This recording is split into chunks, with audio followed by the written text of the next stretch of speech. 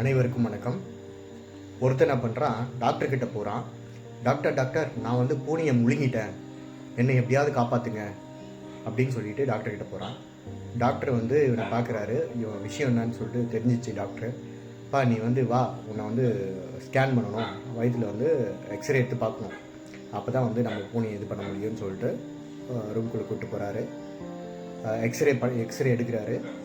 X ray எடுத்து அந்த எக்ஸ்ரேயில் வந்து பூனை மாதிரி ஒரு உருவத்தை வரைஞ்சி இவங்ககிட்ட காமிக்கிறாரு.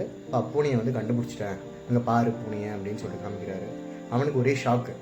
எப்படி டாக்டர், நான் வந்து 10-12 டாக்டர்கிட்ட இது வரைக்கும் போயிட்டேன், ஒருத்தர் கூட பூனையை கண்டுபிடிக்கல, ஆனால் நீங்கள் மட்டும் எப்படி வந்து பூனையை கரெக்டாக கண்டுபிடிச்சிங்க அப்படின்னு சொல்லிட்டு அவன் கேட்குறான்.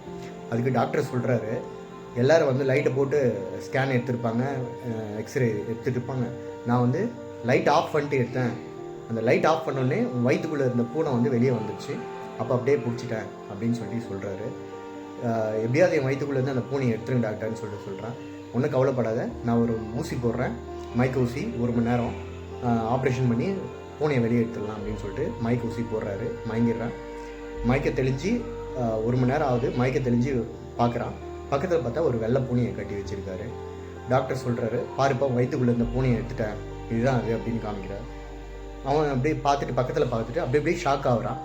ஐயோ டாக்டர், நான் முழுங்குந்து வந்து கருப்பு பூனை, இது வயிற்றுக்குள்ளே போயிட்டு நிறைய குட்டி அதெல்லாம் போட்டுட்டு வெள்ளை பூனையாக அங்கே கிடக்கு, என் வயிற்றுக்குள்ளே இருக்கிற பூனைங்கெல்லாம் என்னை என்ன செய்யுமோ அப்படின்னு சொல்லிட்டு ஷாக் ஆகிட்டு திருப்பி மயக்கம் போயிடுறான்.